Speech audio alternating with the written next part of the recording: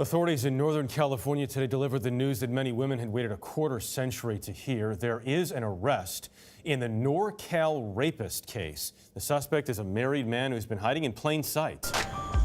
Why didn't they tell the community that there was someone running around killing girls? They said he's only killing hookers. There's no time.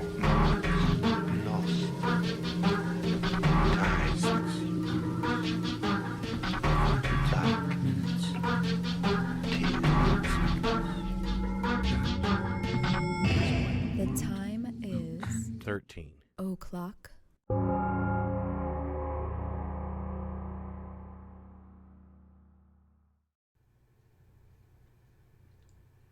Hey everybody, it's episode 111. Yeah. Now, please forgive me in advance because Man, we're recording this on Sunday afternoon. we were at a party. And our friends Angela and Mike threw a birthday party for me last night at their house. And it got out of control. it did kind of. They had one of those things set up in the back where you can jump in there and jump up. Like a bounce house. Yeah, you inflate it and you can get up in there. They were Yeah. trying to get me in there. You got on the stripper pole, though. Why do you have to bring that shit up? They had a stripper pole in the house. It was a pretty fun Shit, party. But we drank a great deal. And then evidently somebody's going to jump in the swimming pool. Yeah. They had a bar in the house.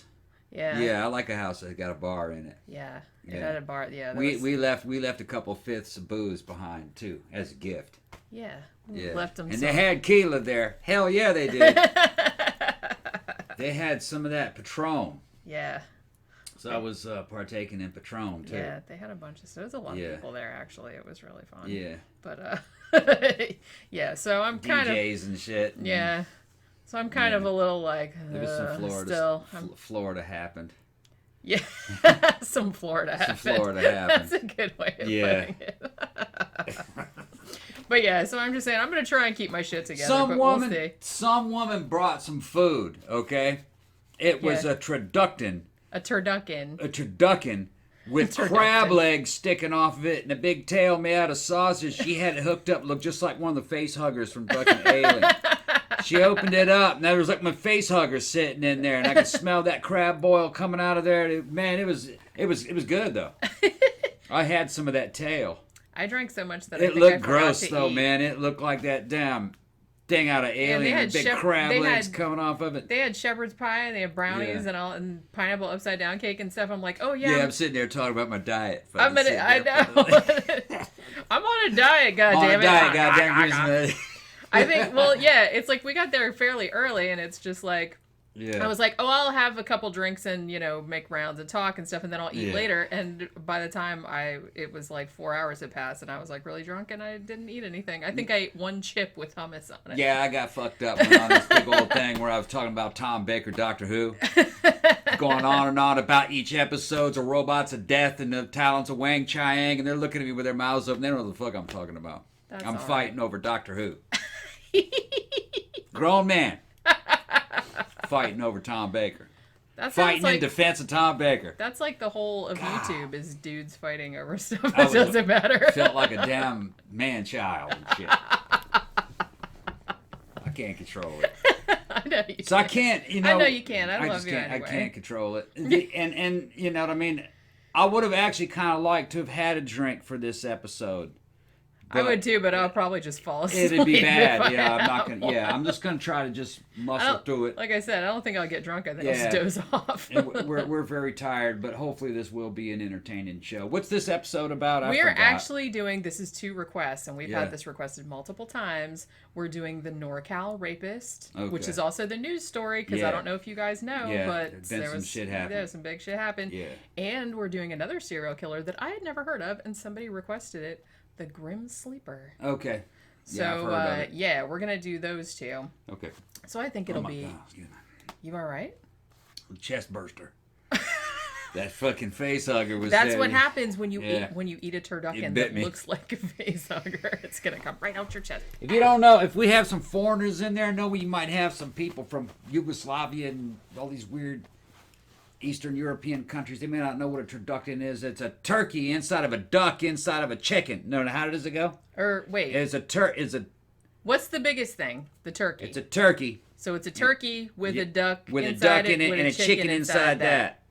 It's cooked together. Yeah, it's but like this one had, turkeyception. and then this had pieces of crab coming out with crab legs and a big tail made out of sausage.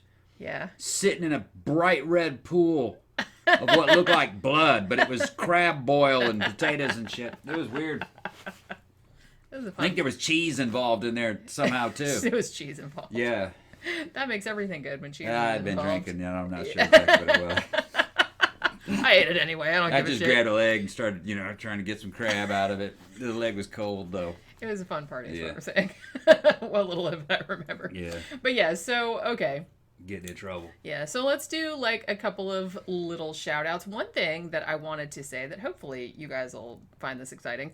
We just, yesterday, I signed up for a Shudder subscription. Yeah. Shudder, which is it's kind of like Netflix, but it's all... You got a Shudder shout out. Yeah, but it's all horror movies and thrillers and stuff like that.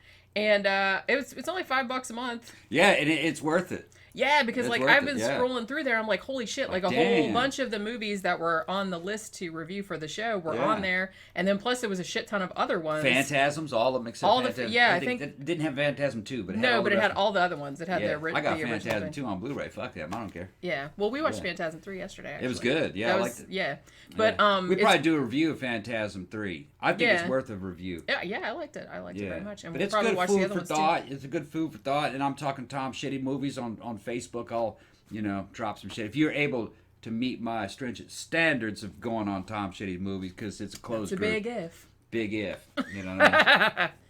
But yeah, it's like I wanted to see like what kind of shit they had before I paid. I mean, I know it's only $5 a month, but still. But the selection they have is really good. They have new shit. They have old shit. Yeah, they have a shit ton of like giallo movies. Yeah. They have all kind of really good stuff, and they have a lot of classics. Like they have a whole collection like from the '80s. They have like old slashers and stuff. So I was like, well, shit, and then I added a shit ton more movies to our review list because I was like, I forgot about that one too. It's like, yeah, we could do that one. And another thing we're gonna do is probably tomorrow we're gonna get our AMC Stubs programs. Yeah. Which you guys don't know about that. You can pay like $20 a month. Yeah. And see 3 movies a week. At the theater. At the theater, at a local. And we got one close here. Yeah, it's only a couple miles away. So for the price of 2 movies, you can end up seeing what 12 of them? 12 movies a month. So you're seeing 10 free movies, which allows you to see movies that you wouldn't pay for. I like most of that shit. I wouldn't go pay to see that.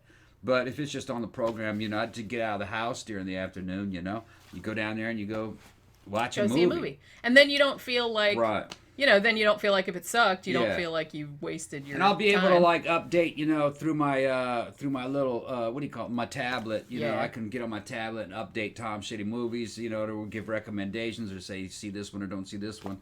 So some of my group members will like that, and I just kind of would like to experience the dumpster fire that is modern Hollywood, because really a lot of the shit that they're pushing is just fucking garbage. Although what's funny is that when we saw that last group of trailers at the theater, the kids' movies actually looked more interesting than the adult movies to me.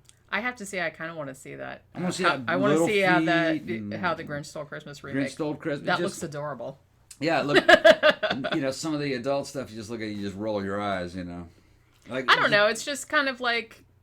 I don't know. I don't think it's any worse than it used to be, because it used to be shitty movies. Some kind of Chinese movie about a megalodon, a half Chinese movie is actually dominating everything right now. It just goes to show you that they suck. Well, they kind of suck. And the new Predator movies, the new Predator movie, everybody's complaining about it. That it's like 2 movies pasted together, a good one and a crappy one. Just leave the damn movies alone. Make a good movie. Stop it. We saw a good movie last time we went. Yeah, that was a good movie. I liked it a lot. Yeah. I actually. House of the Clock on His Walls. They did a good job on it. Yeah, I liked that. And I was skeptical. I didn't think that movie was going to be any good, but it was like I thought it was going to be mediocre. Yeah. No, it was excellent. I liked that movie. I wouldn't mind seeing that again. Yeah, it actually was very good. Yeah. But so we're gonna sign up for that program too. Yeah. So it might be. And they're not paying us and we're plugging this shit and they're not even paying us. Well, it just sounded like a good thing. It's like I like going to the movies. Yeah, and like I said, if I pay just every month, and I can go a couple times a week. And you got a nice theater. I want to go when there's nobody else there. Yeah, we can just go me during and the you. day. We're Dom is smoking in the theater and shit. Fuck 'em. So we might be able to review some newer movies or give recommendations for newer movies as well. Right. So that's kind of so we got it coming and going. Right. We got Shudder for older movies, right? Although they have new movies too, and right. theater stuff for just shit. Jenny's overworking herself. I said, Jenny, man, we got to get out of this house. I am overworking. She's overworking because she's got so much stuff to do with these books and the new. There's so much cool shit coming with the audiobooks. You guys don't know what we have planned. I try to tell them it's like coming. I have to she's keep working like crazy, so I got to get her out of here at least 3 days a week during the weekdays. Yeah, so just she for don't a couple go hours. crazy because I noticed she's getting kind of twitchy, glitching out. You know what I mean? am. Glitching out like that. So I gotta get her out of the house. Glitching out. I'm fucking with you, but I am though. I am. You've been in here working solid for about what 15, 16 months? I forget words for things. Yeah, she's glitching out. I'd be like, hey, bring me that. What's the thing? The thing. That does the thing. Yeah. So I gotta get her out of the house. What are those called? Yeah. He's like, a cup? Yeah. One of those. Audiobook for the second Faceless Villain should be done. It should be on the market in probably about 2 weeks, maybe. Yeah, I think I have, I have 7 more chapters. I got most of the really long chapters out of the way. So I'm hoping to kind of get the audio done, and then I have to edit it, and then you have to upload it, and then it has to go, like I said, through the quality control, which usually takes about 10 days. Yeah, and then after that, probably over the next couple of months, you're going to see a couple of fiction compilations come up. You guys are going to love them. There's going to be audio for that, too. Yeah, unlike like I in said, the past. I'm re-releasing 2 of my short story compilations, and then I'm going to be consolidating some other novels, some unpublished short stories and stuff like that into other books. Yeah, I was looking at what Jenny was offering, in fiction, and there's a little bit here and there, and it's always in different little publications, and some of them she didn't have really rights to publish herself. Well, all that shit's lapsed. So I said, Jenny, maybe we got to reconsolidate this product into something that's easy to purchase, like a 1 or 2 or a 3-stop shopping process where they can get this one, and this one, and get all your shit. Yeah. And then all the audio that goes along with it. Yeah, and like I said, eventually I'm going to record all the audio book versions, because I've never done that. In general, the way the market is now, people, the name of the game is audiobook. Reading is kind of going out for a lot of people, but that's those same people who used to read but don't read too much anymore will buy an audiobook because they'll listen to it on their commute and stuff. Yeah. Or they'll lay in bed and listen to it with headphones. Yeah, well, that's the nice thing about it. You can listen to it while you're jogging or whatever. We like those audiobooks, though, because it's a good profit margin on an audiobook. It is a very good profit. We're not doing it. That's what the audiobook people give you. Yeah. They say, well, if it's this long, then this is what we have to charge for it, and this is your cut. Yeah. So you don't have to sell as many of them. Yeah, it actually works out pretty good. It's like the highest profit margin. Yeah, it's a good profit margin on them, and you don't have to sell that many of them. So you don't have to. So you can target market it and still make a decent amount of profit off of it. Back in the day, you had to broaden everything out and try to maximize exposure and water it down to a general audience. Now we're gonna go right to here and get the people that like it. Well, like I said, it's a lot easier nowadays. And the author gets the actual reward and not the publishers. Yeah. Like it wasn't in the olden days. Yeah. Speaking of profit margin, obviously, I usually say this, but if you would like to financially support the show, that would be much appreciated. And we're getting new patrons all the time. I want to thank you guys, man, because some of these guys are real heavy lifters, man. They get $20 patrons. Most of our patrons are $10, $20 patrons. Yeah. That's some dedication. Yeah, and we really do appreciate it. And like I said, so our newest patron is named Sean. So hello there, Sean. Thank you very much. Yeah, thanks, Sean. And I'd also like to give a shout out to our super fan, Eric, who has given us another very generous PayPal donation. That's right. So thank you, and we appreciate you very much. Yeah, that guy's something else. He'll drop $100 on you, man. He's awesome. a super fan. We also have to bring up the fact that those shirts, our $20 patrons, we're going to send you shirts. When's that? By 2-3 months from now? Yeah, December 15th is and I've already got, like I said, and I was. How many sizes do we have from people? Have they I think selections? 3 or 4 have How many contacted are me about that. Probably 9. Shit, man! Don't you guys want your shirts? Contact us. Tell us what shirt you want, what size, and that way we can. Well, I can remind everybody and stuff like that. And like I said too, if you would like a story read on our Halloween special, it can be horror fiction, can be a true story, like true paranormal, or just true scary shit that happened to you, or it can be fictional. Please send it to gravecake@gmail.com. I've already got several, and it looks like it's going to be a really cool show because they're really cool stories. So that's going to be a fun show, I think. We're just going to read people's stories. I might read some of my stories. We might have some guests over. Yeah, and we'll see how that goes too. Right. Like we'll see if we can kind of coordinate. Get some interesting people for you guys to look coming at. over. Interesting people thinking. So you don't have to just look at our You don't have to boring look at asses our all the time. Well, Shauna was over. She's quite a hit. Everybody likes Shauna. Shauna's awesome. Yeah.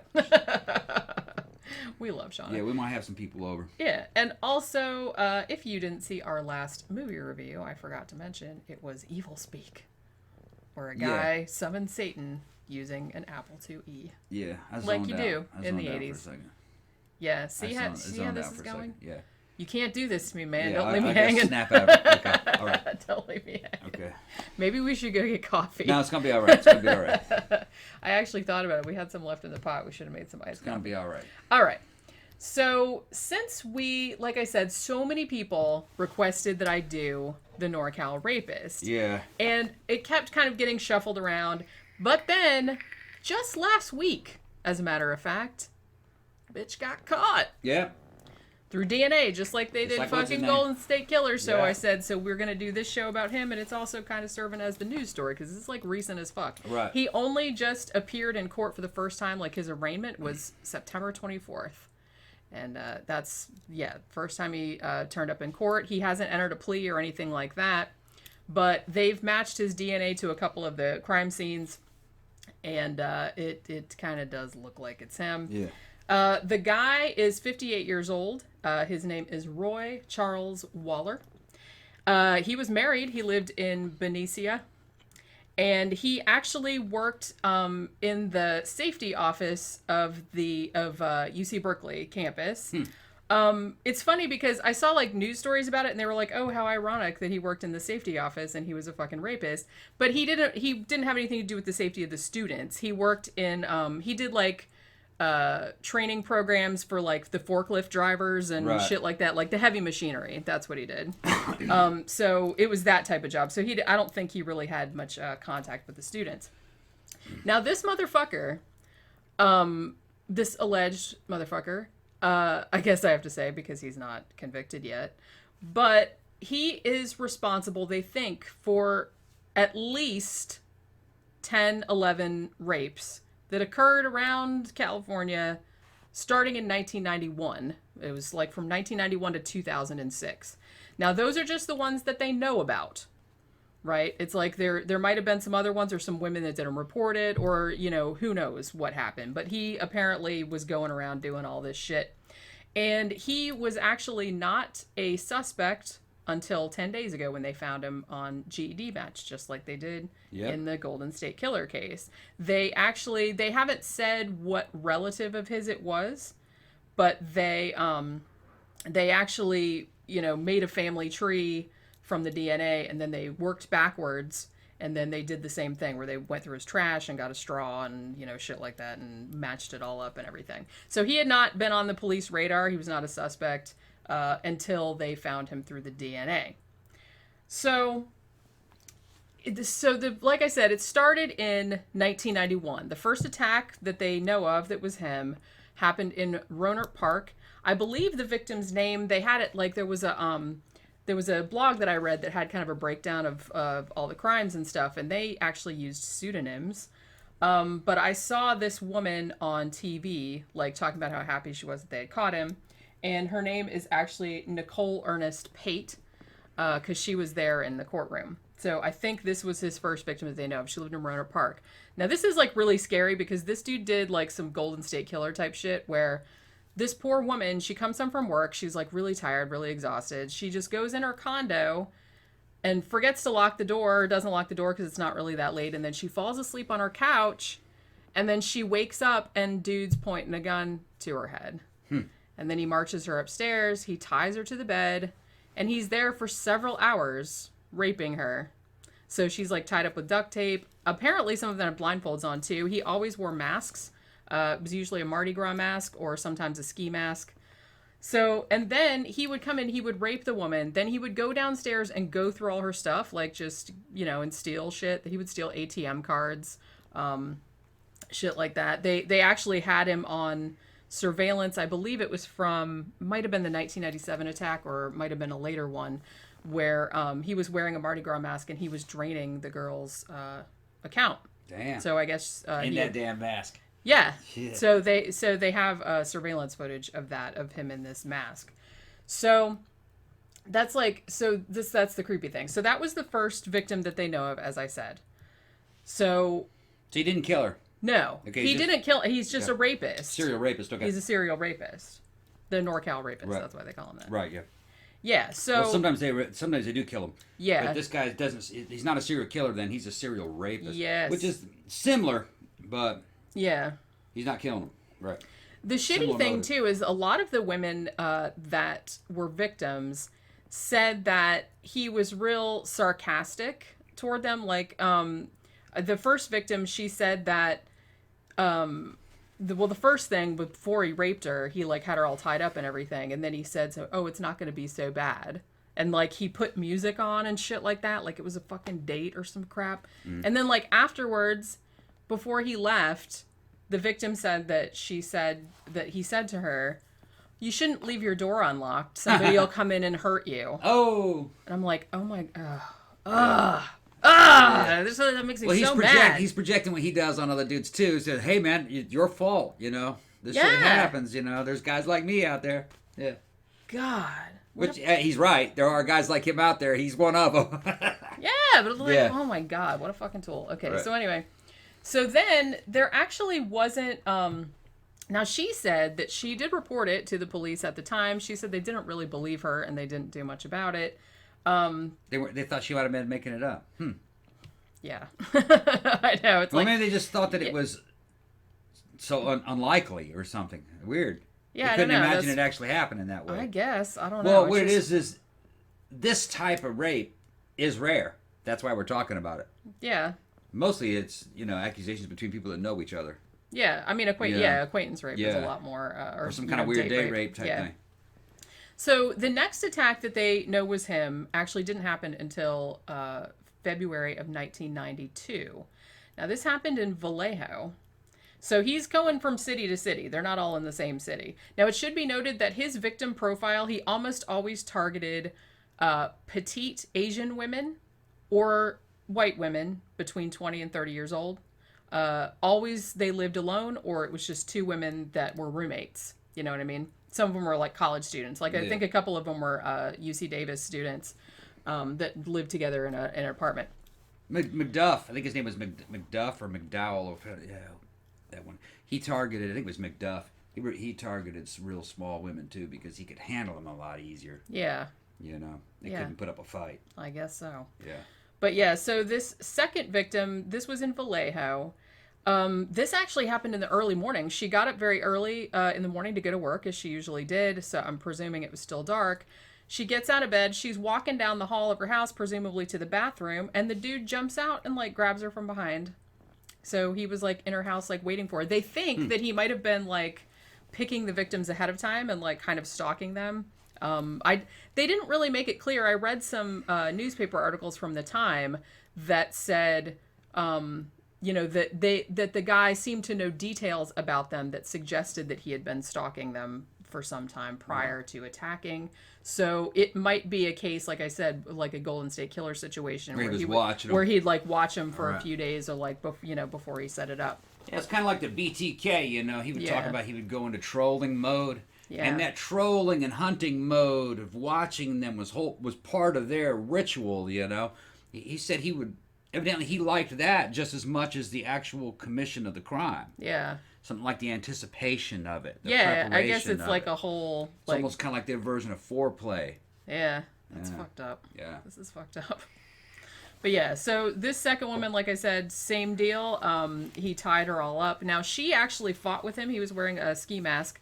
And he generally would have a gun and a knife. She actually struggled with him and cut him above his eye. So it bled a little bit, and that made him very angry. And he actually did be able to overpower her, and then tied her up with the duct tape and did the same thing. Raped her over several hours, went through all her stuff and everything. The next one happened in Martinez. Now, this didn't happen until 1996. There was like a four-year gap.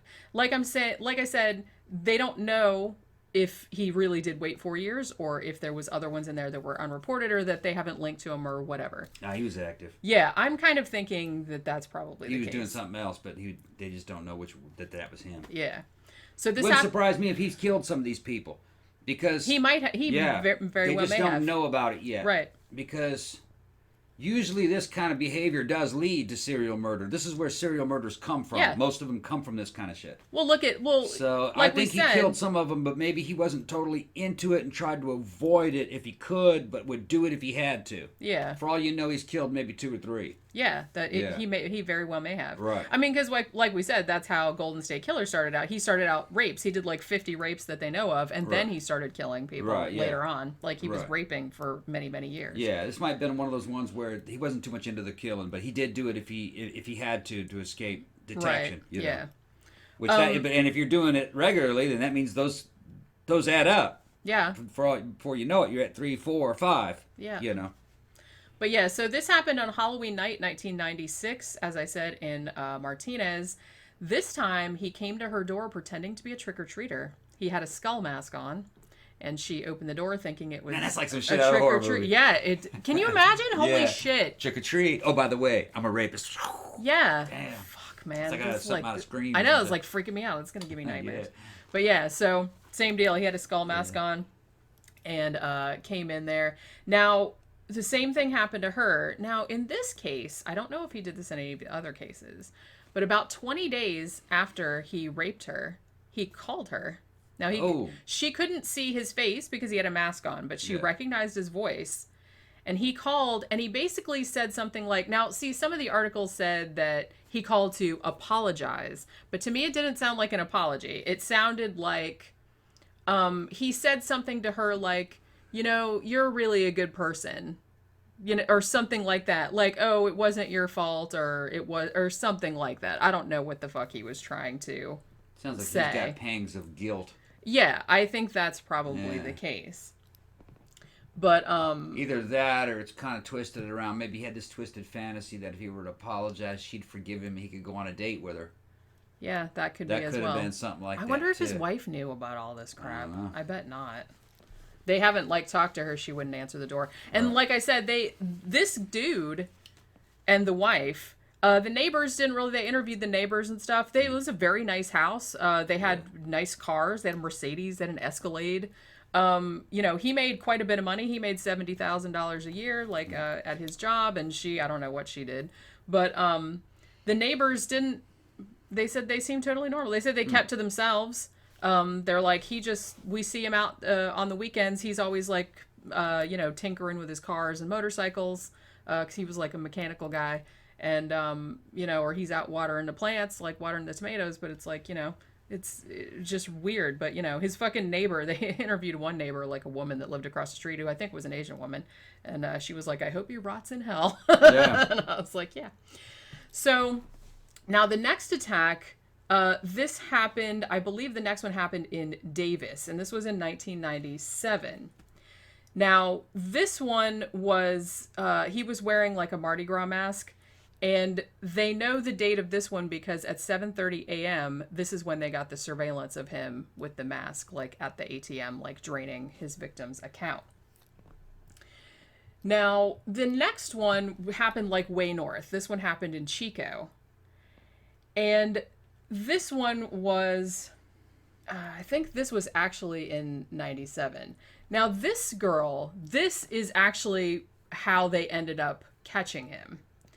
Because he tied her up with duct tape and all this other stuff. Now, I don't know if he had actually raped her already, and then went to do something else, and then was coming back to do it again, because he would do that. He would be in the house for several hours. Now, while he was ransacking the rest of the house, she got loose.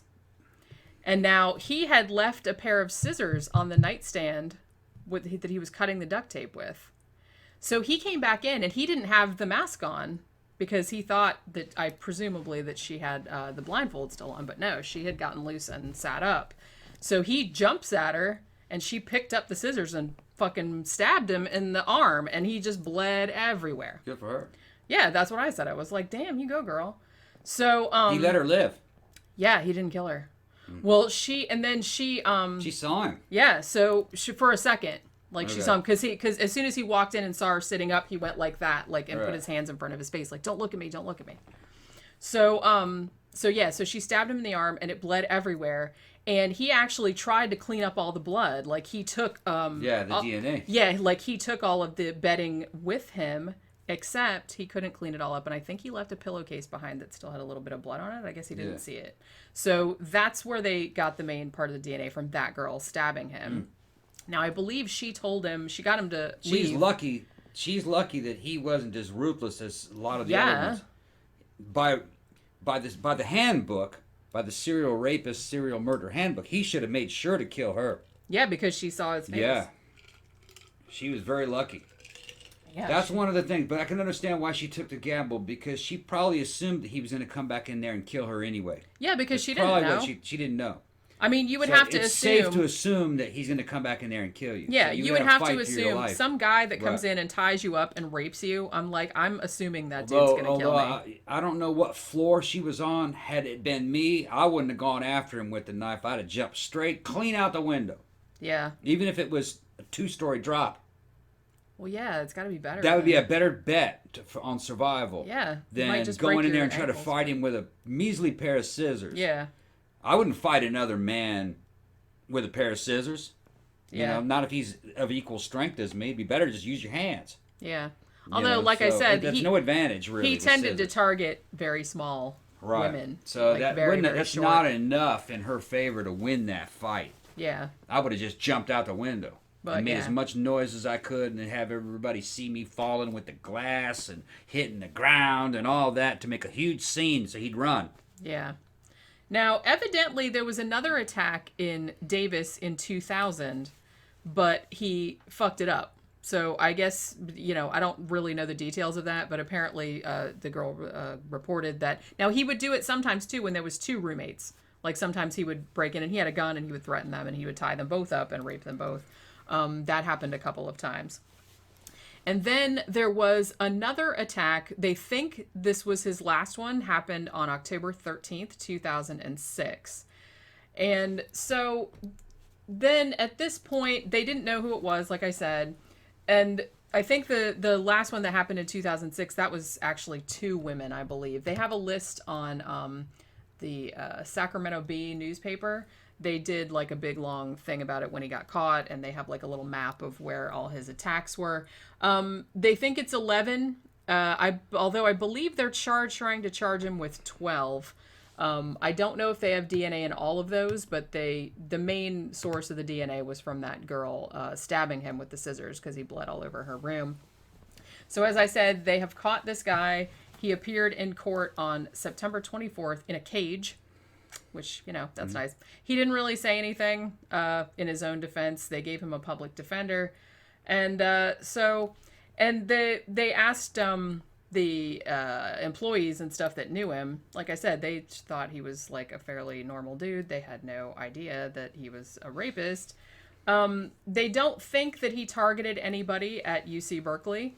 Nonetheless, they are going to review all of their open sexual assault cases just in case that he may have. But he worked there for 25 years and no one suspected a thing. Like I said, I don't know if his wife knows anything about it. She has not talked to the press and will not answer the door of What's their the description house. on him? He is actually the one girl that saw him, and she was actually pretty close. She said he was a white male in his late 30s, early 40s. And that he was like kind of a hefty dude, like he had a prominent gut, she said. Chubby. And so when they found him, that's about what he looked like. Okay. He was 58 when they caught him. Yeah. But he looks like kind of a schlubby white fella with a big old gut. Right. So we'll see how this goes. Like I said, the DNA seems to suggest that this is him. If he is convicted of the 12 attacks that they have that they're charging him with, then he will obviously get life in prison and never be able to get out. So let's kind of hope that happened. So as I said, we're going to keep watching this. Like I said, it's very recent. He doesn't actually appear in court again until October 20th, I believe. So we're going to see how that goes. But I got a feeling about this guy. This is kind of awesome that they're using, particularly in California, like all of these, because this guy started attacking people in 1991, and it took him this long to catch him. I got a feeling he's killed a couple of them. Yeah, it wouldn't shock me, honestly. I think they're going to link him to some disappearances. Yeah. Or something like that. Yeah, they didn't say anything about that in the press, but... He sounds pretty careful, kind of smart. They probably have not found the bodies, so you had decent body...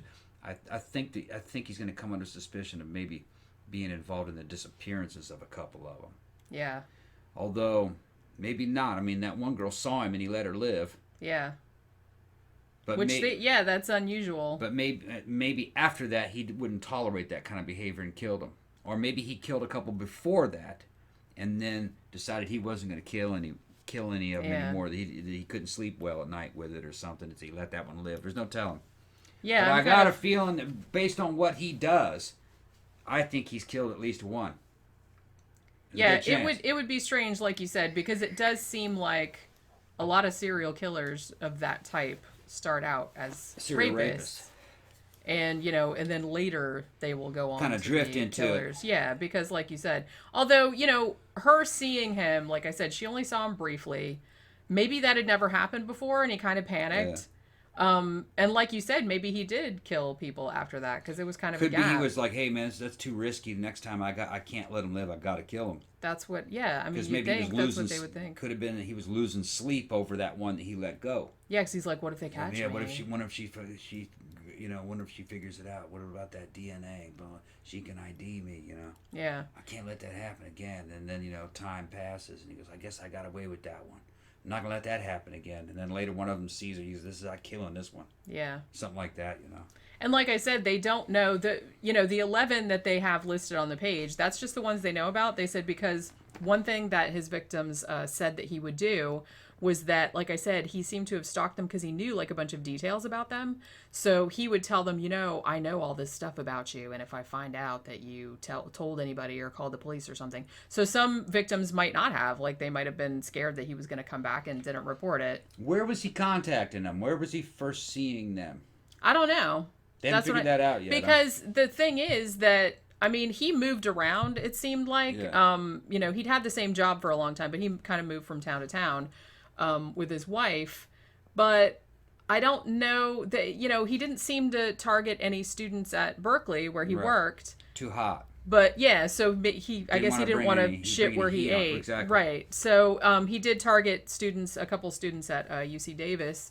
But yeah, it's like, was he just like driving around and seeing them, or and then getting fixated on that one? Yeah, I don't really know. It's like I don't know, if he traveled for work and he would see people in other places. They'll find it. Like there's not a huge amount because, like I said, they only just arrested him, and could have been that a lot of it was a lie. Yeah, might have been he saw her that day, went after her, got in and found out enough about her just by being in her apartment. Yeah, just by going through her stuff. That he could claim to have been watching her for a long time. Depending on how you word it, you can make somebody believe that. So. Yeah. But yeah, so we'll see how it goes. And like I said, GED match catches another motherfucker. Yeah. I think eventually that's going to be the future. They'll probably pass some kind of law eventually where, you have to submit DNA. Yeah. Well, like I said, they do it now where it's just felonies, I think, that you have to do it. Or in California, I think they're going to do it to people as they're born. Yeah. And then it'll be part of your social security number. I guarantee that eventually that's what it'll get to. It probably will, yeah. Right. But all right, so we are going to I can't see how that could be unconstitutional. Could that be unconstitutional? Well, the thing is, they already take fingerprints and stuff like that, and nobody really has an issue with that. So I guarantee you they're going to say, well, you're going to have to submit DNA at birth. Yeah, or they'll just take it. Yeah, and then, they're just going to take it. That's what I mean. They'll just take it. And then they'll say it's legal to take it. Yeah. And then every time you go to the, if you're an adult and they don't have it, when you go to the doctor, say, we have to take your DNA. Yeah. Eventually everybody's going to be in a DNA database. Yeah, it wouldn't surprise me. Yeah. Although, I don't know. Not everyone's in a fingerprint database. I don't think my fingerprints are on file anymore. Fingerprints aren't good enough. Oh, DNA. no, yeah, they are because I got a passport. Yeah, right, yeah. If you have a passport, you're going to get it. Yeah, so they are. Any kind of security clearance. So yeah. I can't commit any crimes. Right. Not that I was going to anyway, I'm just saying. Shoot. Fingerprints is not reliable. No, I know. Right. They make a lot out of fingerprints, but a lot of times they're not left behind, or they can't collect them. It depends on the scene, you know. Well, yeah, because all you got to do is wear gloves, and you can circumvent right, and then, that if somebody gets killed in a place where you're always there, your fingerprint's going to be there anyway. It doesn't have anything to do with the murder. Yeah, exactly. There's a lot of problems with fingerprints. Yeah. All right, so we're about at the halfway point now, so we are going to take a short break, and when we come back, I'm going to talk about the serial killer known as the Grim Sleeper. Yeah, I'd like to hear about this one. Yeah, this is actually a pretty interesting case, and it's also fairly recent. They caught him fairly recently. So we will be back in just a few minutes.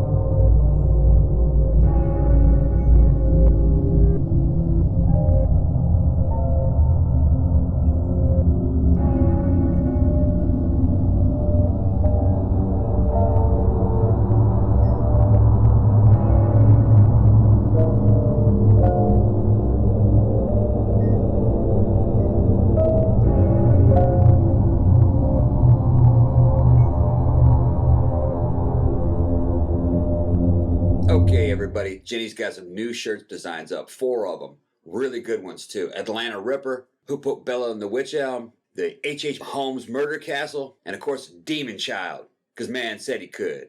These are updated designs. I think they look really cool. Jenny did a great job on them. Were they fun making, Jenny?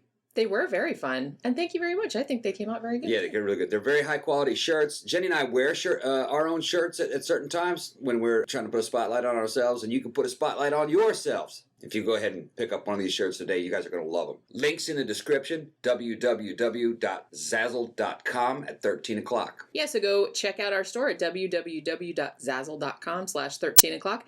We got these 4 cool new t-shirt designs, plus all our old ones if you'd rather get one of the old ones. But these ones are awesome, and you should check them out. They're also available in women's cut, and they look really cute. Jenny's got some. So thank you. Go check them out.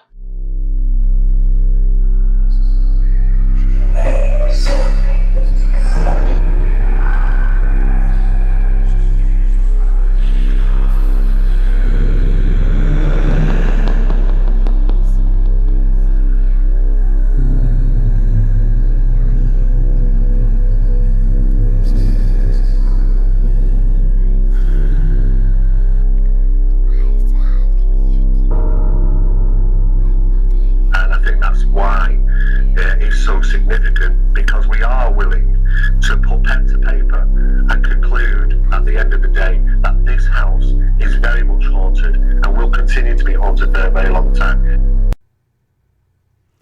All right, we're back. Now, this is a serial killer that was suggested by a couple of our listeners, and I had never actually heard of this guy, even though if he's killed as many people as they think that he's killed, he's actually, I believe he's the most prolific serial killer west of the Mississippi. They call him the Grim Sleeper because there was a perception that he committed a bunch of murders from 1985 to 1988, and then there was a 14-year gap, and then he started committing crimes again in 2002. Personally, I don't buy that. I think he was killing people the whole time, and they just didn't link them to him. And they're sure this is the same person? That's a long time. Well, yeah, that's what I mean. Okay. Well, the problem arises. Here's the thing about the Grim Sleeper. Now, like I said, this spans a long time. His first known crime was 1985. They actually caught him. He was arrested in 2010. His name is Lonnie Franklin Jr. Now, he was sentenced to death in 2016. He was convicted of the murders of 9 women and 1 teenage girl. So he is currently on death row. The unusual thing about Lonnie Franklin, the Grim Sleeper, he's quite unusual for a serial killer. According to statistics I saw, well over 80% of serial killers are white males, between 20 and 30 years old. This guy is a black man who, if 1985 was his first crime, didn't start killing people until he was 32 years old. Now, there's a really good documentary about this case. It was actually made by Nick Broomfield, who is a British filmmaker, and he came over here and hung out in South Central LA talking to all the drug addicts and prostitutes about the Grim Sleeper, because I remember this one. This is why they don't know how many people this dude killed. Right.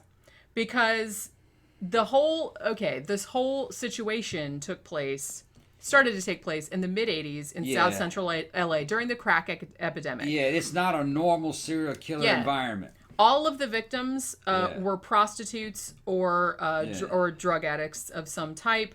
And for a very long time, the LAPD didn't really do anything about... They didn't even tell the community that there was a serial killer. Yeah. So it actually took LA Weekly, like a reporter from LA Weekly, to link all the shit together and go and tell the families of the victims, it's like, hey, this is a serial killer. And the cops have known since the 80s, and they didn't tell you. Yeah, but from what I remember, having read about the case and what the cops' perception was, the victimology, the victim profiles was high risk anyway in that area. A lot of them were dying. They weren't sure if all these deaths were linked. They thought it might have been stuff like drug debt happening, organized crime, semi-organized crime, player hate, all kinds of stuff. Because in that area at that time, a lot of people were there was a lot of killing going on. Yeah. There was just a lot of killing going on. And they think there was actually more than one killer going, but this guy probably kill a lot of people. Yeah, they weren't. I don't think they were really convinced that it was a serial killer as we would think of one. You know what I mean? That's how I remembered it. From what I remember, they weren't sure that all these deaths were the same motive, were the same person. They thought it might have been a statistical thing. Well, now, some of them they did know were linked because the same weapon was used. A 25 caliber pistol. And it was the same, the ballistic tests were the same. Now, not all of them were shot. Not all the victims were shot. Some of them were strangled. 25s, man. 25 ACP pocket pistols were just all over the place in those kind of areas. You know what I mean? That's the standard weapon of choice. They're just, they're only worth $25, $30, used on the street. But the fucked up thing is, evidently, I don't know if they still do this, but in the 80s, the LAPD used to have a distinction called, like when a crime happened, a murder, and the distinction was NHI, meaning no humans involved. That's when the victim was a prostitute or a drug addict. Right. And so I'm like, that's nice. Awesome, LAPD. That's classy. So, like I said, it actually took people in the community and journalists and stuff like that to actually get the LAPD to admit that there was a serial killer. They had to form coalitions and all this other kind of stuff. But they did know from the mid to late 80s that there was a single serial killer preying on a particular type of woman. Now, this guy... okay, hold on. No humans involved. But talk about the victim wasn't a human too? That's what they meant. That's what they meant? No humans involved, yeah. Okay. Yeah, well, LAPD at that time in the 80s, I remember it, I remember what it was like. I'm kind of from the area, but I left in 81, 82. LAPD was a battle-hardened police department, Yeah.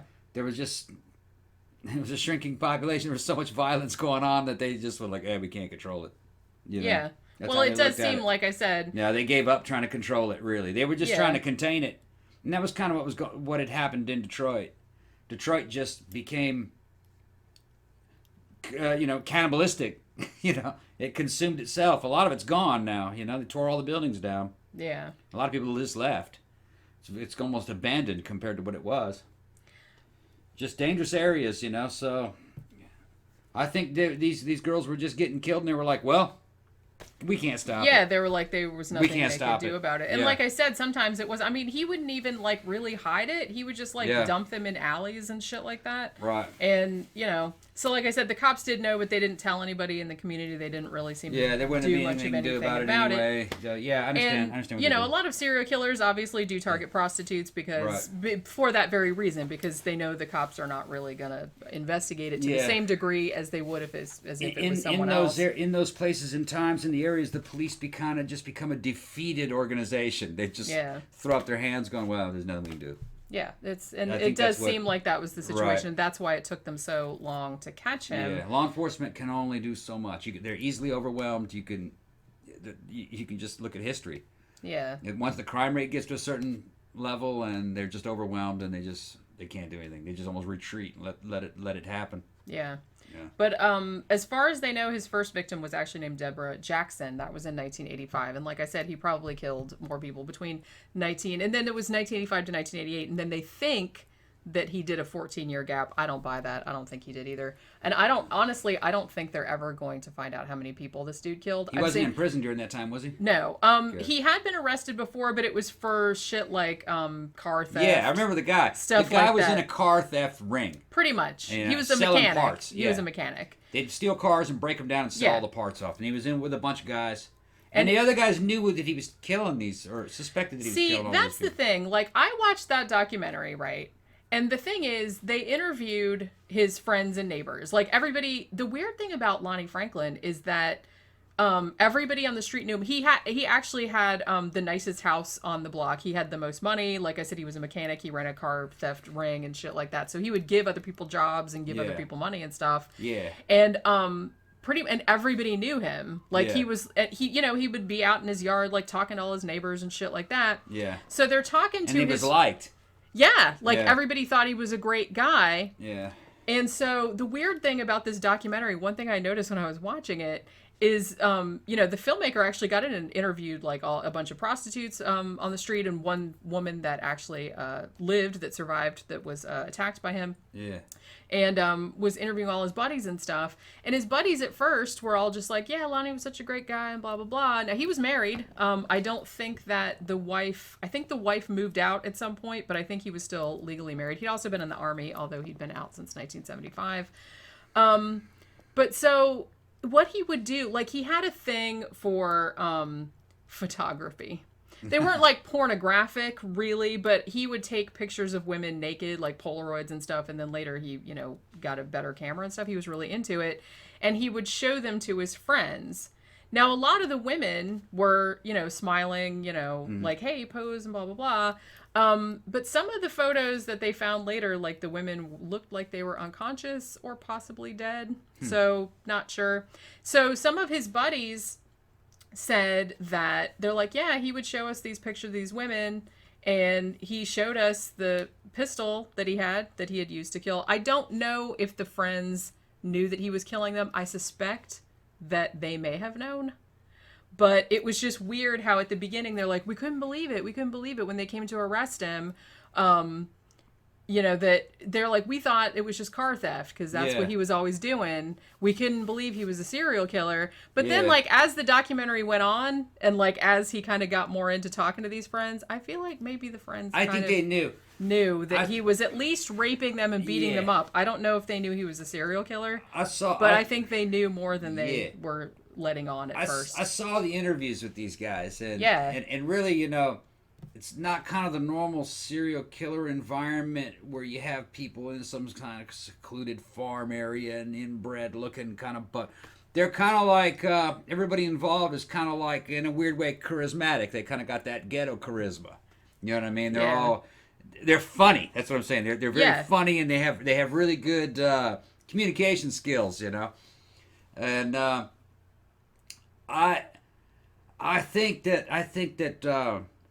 I think they knew something. Well, one guy kind of admitted, yes, we thought something was weird going on with him, but we didn't realize that he was killing them. I don't know. It's a hard call. And some of them said, they kind of knew, but I think they also kind of didn't care because this is a violent era in a violent area, and these girls may have not been well liked anyway, because they're mean too in some cases. So I think if they did know, they were like, oh well, fuck them. You know what I mean? Yeah, they probably didn't give a shit. Those old mean ass ghetto hoes. You know, they're like that. You know what I mean? Yeah. That was kind of the attitude. You know, she had it coming. She was bad. That kind of stuff. Yeah. Maybe not for prostitution, but for the other stuff that she had done. You know, because a lot of times they steal and they kill people too. You know, sometimes.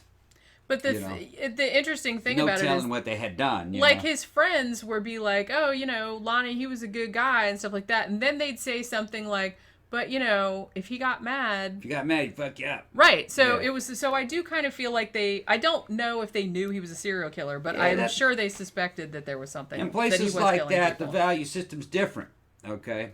You've got to be loyal and good to your friends and reward them. And you also have to be ruthless to your enemies, so you know that you won't come under attack. And your friends will defend you because they know you will stand up for them. That type of stuff. So there was that element going on. It makes sense when you're in an area where police just can't function. Yeah. The police just give it up. They can't do anything about it. Well, pretty much. And the sad thing, and I should say, if you watch the documentary, I think it's on, I watched it on YouTube, and, so I'm assuming you can just watch it for free without feeling guilty about it. But the highlight of the documentary for me was the woman that, she was actually a former prostitute and former drug addict, and she actually befriended the filmmaker and kind of took him around the neighborhood and helped him like interview people and stuff like that. I think her name was Pam. She was a delight. She was hilarious. Yeah. Just a hilarious He tried to kill her, huh? No. He didn't try to kill her? Okay. He just knew her. She knew him, right? Yeah, she knew him. She didn't get attacked by him, but she knew people that had been attacked by him. Okay. Now, there was one survivor. No. Okay. Her name was Anitra Washington. This happened in 1988. Now, this is really creepy. She was just like walking down the street, and he pulls up next to her in his Ford Pinto, and he's trying to give her a ride, and she says no, she doesn't want a ride. And then he says something like, this is why we can't be nice to black women. Yeah. You know what I mean? Because we can't be nice to you. Yeah. Because she wouldn't get in the car with him. And finally, like, he convinced her to get in the, she's like, okay, fine, I'll get in the car, and, you can give me a ride. And then he fucking shot her in the chest. Okay. So. And then dumped her out, raped her, dumped her. She lived, though. Okay. So he's not killing them based upon some kind of street motive or vengeance. He's doing it to random ones. Okay. Yeah. It's just random chicks. Random ones. And the girl that knew him, but he didn't kill her, he had a prior relationship with her, right? He already knew who she was. Is he killing ones that he doesn't know? I don't really know. And then not killing ones that he does know, because it's easier to humanize them? I don't know. Because, okay. I mean, according to his friends, he used to, like I said, he was married, but I don't know how long, like, because his wife, she worked in the school system, I think, and, she was at church, and everybody said she was, like, a super nice lady. They actually talked to his son's girlfriend at the time, and she was saying, I never saw the wife around the house. I think she was living somewhere else. You're right. So I don't know if she just got sick of it and moved out and just never divorced him or what. But all his friends knew he was super into prostitutes. Yeah. He was super into, and he'd bring them back to the house. And, like, I don't think he killed all of them, but, like, sometimes he would just take pictures of them. Yeah. Because he was, like I said, he was into nude photography. So he would, like, take all these nude photographs of them. And then sometimes he would just have sex with them and let them go, I'm imagining, because they said there was fucking prostitutes all the time. He was, like, super into prostitutes. Yeah, you got to understand that during this time in this place is almost like an apocalyptic event. So, social norms are not the same in those places. And, and so this is taking place in almost like a post-apocalyptic version of L.A. Yeah. Weird stuff happens under those conditions. You can get away with a lot more. Well, obviously, he got away with a lot of shit before they finally put him on death row. Yeah. That was, like I said, he started fucking killing people in 1985 that they know of. Yeah. That they know of. He might have done some before that. That was just the first one they know of. Now, like I said, this woman that... I wonder why. I don't know. Because he had access to prostitutes. He had access to women. Because he's fucked up. Yeah. Guess he wanted to kill some of them. Yeah, he's a serial killer. He's for some reason. Right. But, because it seems like a lot of serial killers killed women because, in a way, they're also incels. Yeah. But yeah, he didn't really, he didn't seem to have any problem in that regard. Right. But, So, like I said, the one that survived, he shot her in the chest and then pushed her out the car and then raped her and then took a picture of her and then took off and left her there.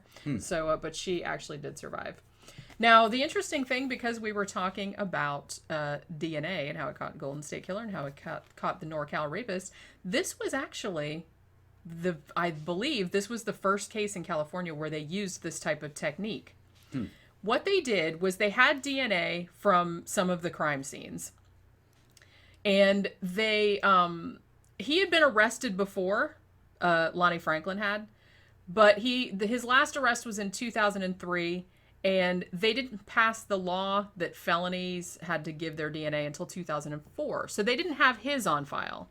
However, Lonnie Franklin had a son named Christopher, and Christopher was arrested in, I believe, 2009 for a felony weapons violation. So they had his son's DNA. So when they ran the DNA from the crime scene through the match, they knew that obviously it wasn't Christopher because Christopher was only 18 or 19 years old. Right. So they said, oh, well, it must be a relative of his. And that's how they closed it on the dad. And then they did the same thing where, since they had the DNA and they said, okay, well, we have to check and make sure it's Lonnie Franklin. So they had a police officer pose as a busboy at a restaurant where Lonnie Franklin was going to eat, like for a birthday party. And then they took all his like dishes and his pizza crusts and stuff like that. So I watched a little bit of the kind of trial or the arraignment or whatever. And it's funny because his defense attorney, because it's like, what are you going to do? You can't argue. It's like, this dude probably killed all these people. The defense attorney tried to argue that it's like, oh, well, I didn't give informed consent, like to have the pizza crust and stuff. And the judge was like this old gray-haired lady. She looked at him like, what the fuck are you talking about? She's like, you're throwing your food away. It's like, you know what I mean? It's not yours anymore. Right. So it's like, quit fucking worried about it. So this was actually, I believe this was the earliest case where this type of DNA match was made. And that's how they ended up catching him. Now, when they went through his house, they found thousands and thousands of photographs of women. Now, I believe there are 180 women that they don't know who they are. They don't know if these are other victims. They don't know if they're still alive somewhere. They don't know, if maybe he didn't kill them and they died later of, of natural causes or of drug overdose or something like that, or if they moved away. But there are 180 women that they found pictures of in his house that are unidentified. Like they don't know who they are or if they are other victims. So I'm not sure. So like I said, some people, he was convicted of 10 murders.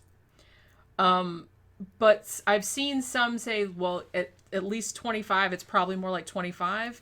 And I have seen some sources say it could be closer to 100 because... Yeah, but you have to have evidence for right, that. But they didn't. Right. Now, they also think that he might have killed one man, but they didn't have the DNA, so they didn't put that on the roster to convict him because they didn't have enough evidence. Yeah, they think that maybe that guy was like a friend of one of the girls that he killed, or he found out about the murders and then he bumped him off or something like that. But like I said, they didn't have enough evidence for that one, but they do think he might have killed one man also. So this guy, like I said, the fucking documentary, it's crazy. This was a crazy documentary. I thought it was funny, yeah. It was, yeah, it was just like, it was kind of sad because, a lot of the women that they talked to were kind of like this one woman. I think she was one of the ones that had started the coalition back in the 80s to actually have the LAPD recognize that it was a serial killer and to help them catch him and stuff like that. But she was talking about how, in that community, she's like, I told my kids, from when they were very young, they're like, if something bad happens to you, here's some phone numbers to call. Do not call the police. Yeah. They don't call the police because this woman said, it's terrible, but it's like you report a crime, they'll come and shoot you in the face. You know what I mean? So we don't. They're like, we don't call 911 just because we've had so many bad experiences. And it was just like really sad. But it was a non-functional organization in that area.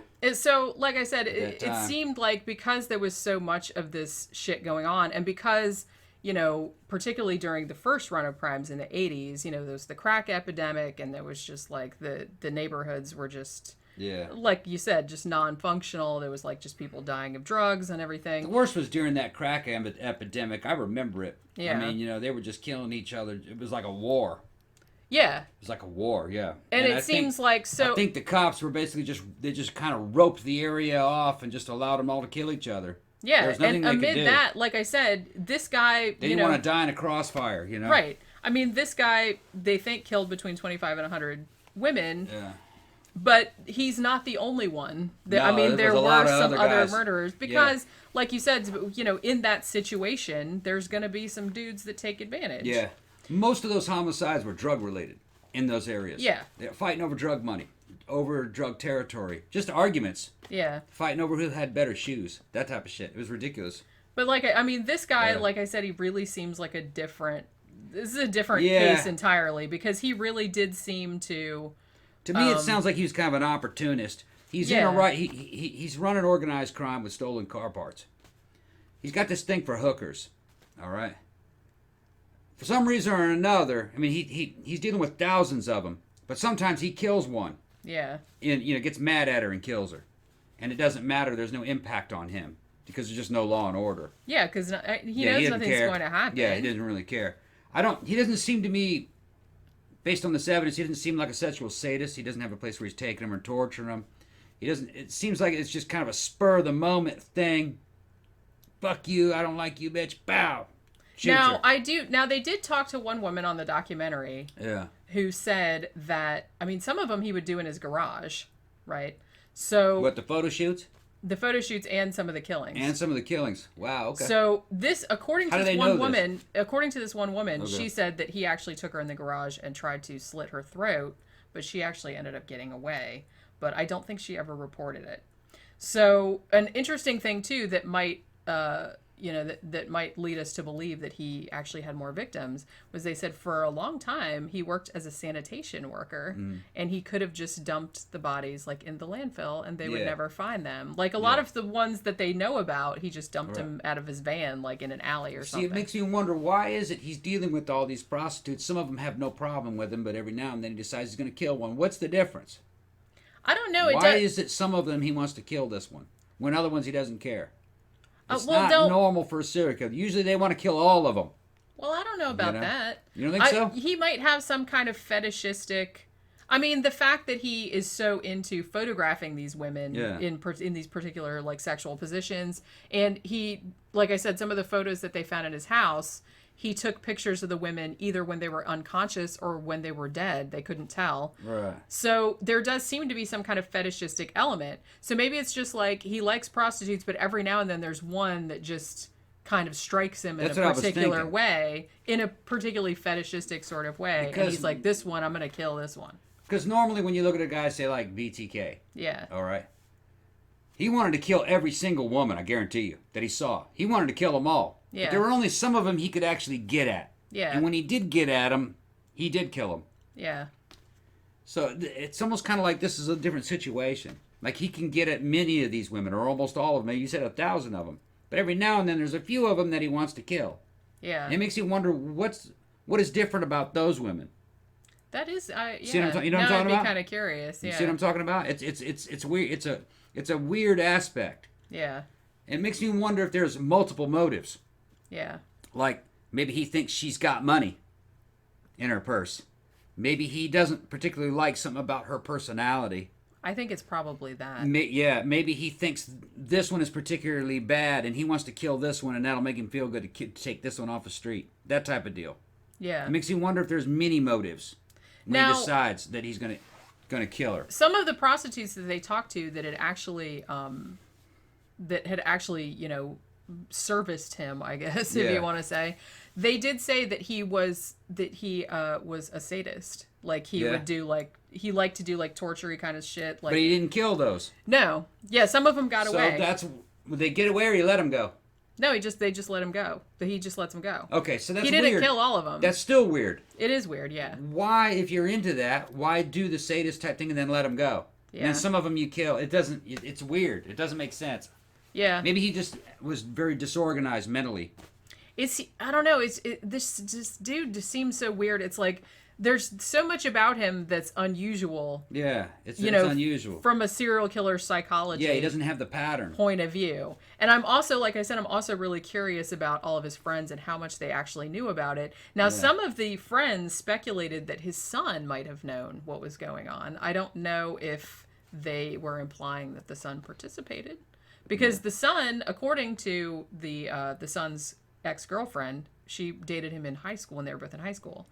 And she said that he was also kind of sadistic, like, and crazy. Like, he was one of those guys that was just kind of like, there's something, I'll kick your ass and I'll shoot you in the face if you disrespect me. There's something different about shit. This particular guy as compared to the other serial killers, if you ask me, though. It's like an unusual case. He's very unusual. He's falling into the FBI definition of a serial killer just because of the amount that he killed, and the sexual motive was kind of there.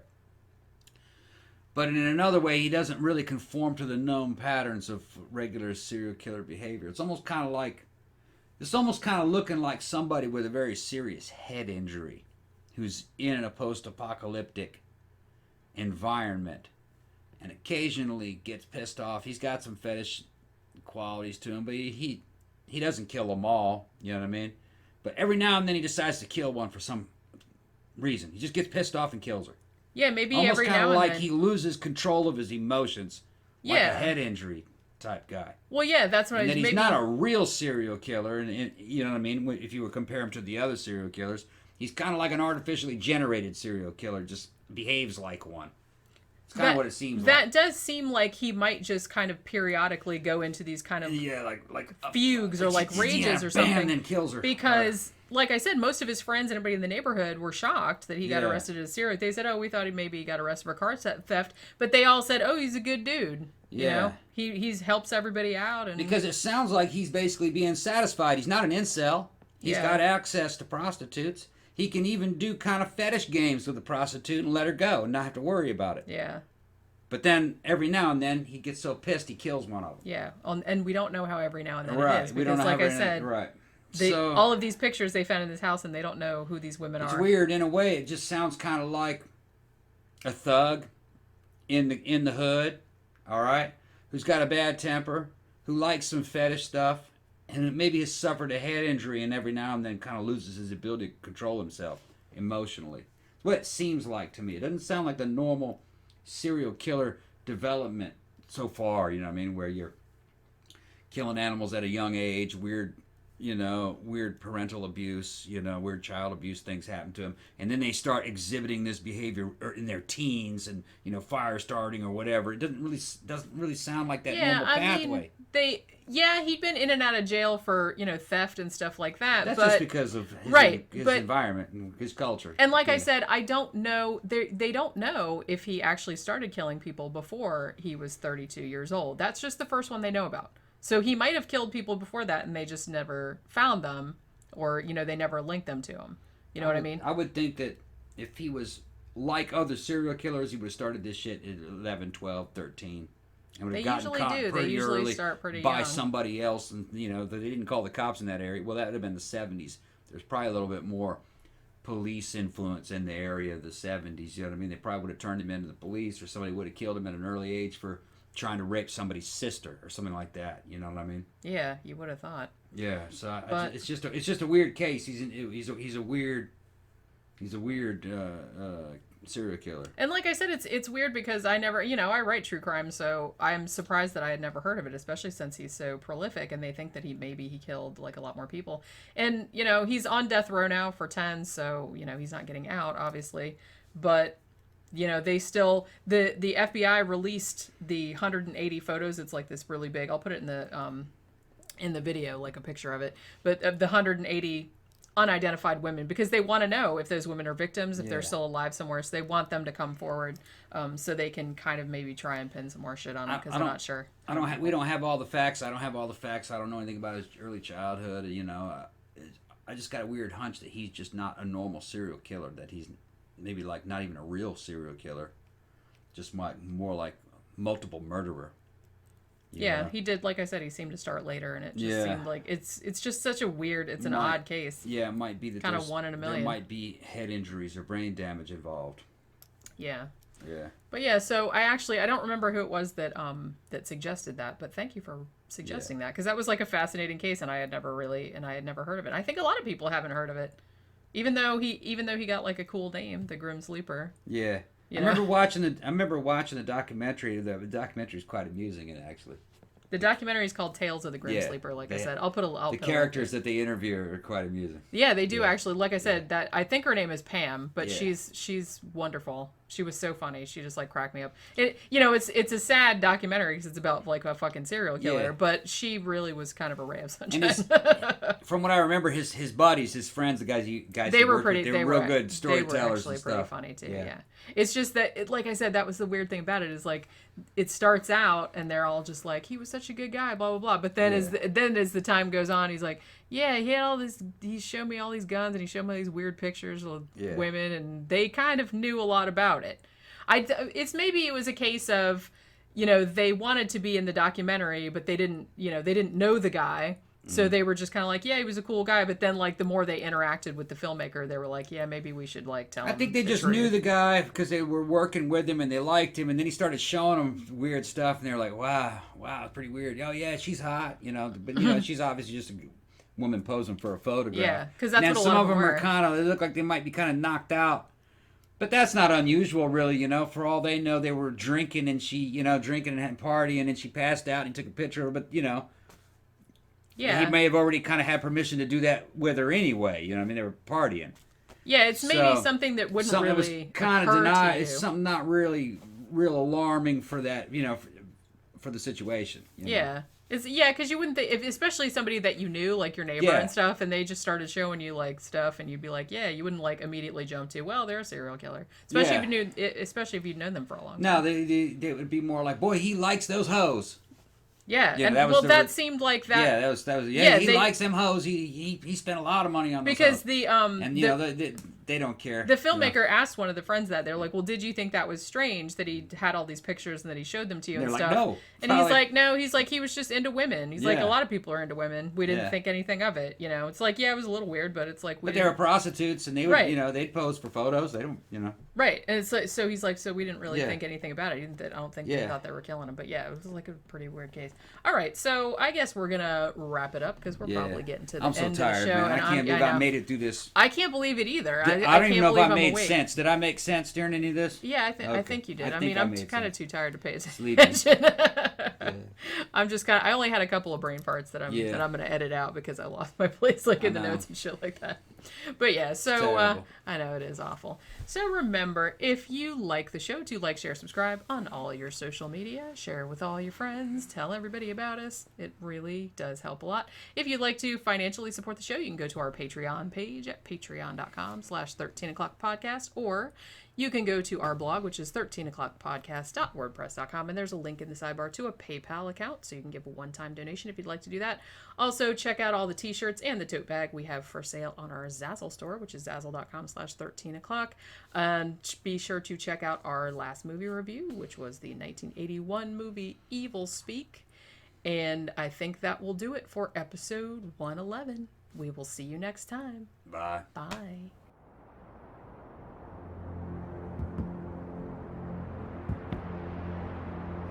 Death creeps through the door, no one knows I'm here.